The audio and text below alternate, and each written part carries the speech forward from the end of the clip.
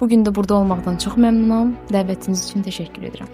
Gənc yaşda uğurlu olmaq mümkündürmü? Universitetə bir girən sevinir, bir çıxan. Yəni universitetin özəl və yaxud da dövlət olmağının bir əsası yoxdur. Heç bir. Şəxsən mən 11 il universitet oxuyardım, 4 il məktəb. O dərs və müəllimlər baxımından qrup yoldaşlarına qatmasaq əgər, hal-hazırda da freelance şirkətdə olmalıyam. Onların 30-40 yaşında daha peşəkar birinə inanmayıb sizə güvənməsi də sizin bir uğurunuzdur.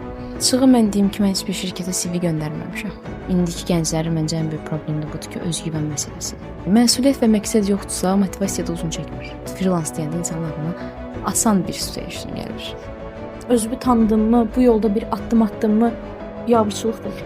Oxuyaq ki, 4 il universitet oxuyacaq. Amma o sahəni istəyən, o sahə üzrə oxuyan, təhsil alan şəxs kənarda qalıb onu istəyir.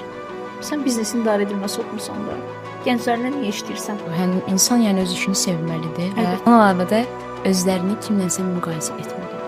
İnsan ən öz mükəmməl versiyası ilə özünü müqayisə etməlidir. Əgər uğur qazanmaq istəyirsə, sadəcə özümə inanmam var, özümə güvənim var.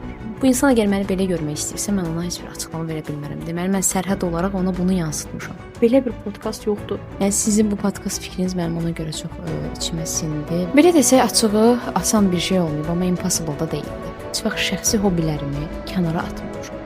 Bir həftənin içində 800 manat pul qazanmışdım. Hər dəfə fərqli bir mövzu və hər birimizin ali təhsili var idi. Hər birimizin məsuliyyəti var idi, hər birimizin inamı var idi. Görə yaxşı bir insanı itirmək onlar üçün kifayət qədər belə bir tərimi keçdim, qaçdım. Şey kimi oldu, bir konsert, bir qaç başqa konsertdə elə oldu. Bakı olub mənə görə bu möhtəşəmdir. Mən özümlə fəxr edirəm. Bilirəm ki, bu insan mənə heç nə qatmayacaq. Deyirlər, bir ortamda nağıllı sənsən, deməli səhv ortamdasan. Gələcəkdə fikirlərimi paylaşacağam, insanlarla paylaşacağım bir sahədə olacağam. Buna içimdə həmişə əminlik var idi. Əlbəttə, belə bir podkastı mən təsəvvür etmirəm.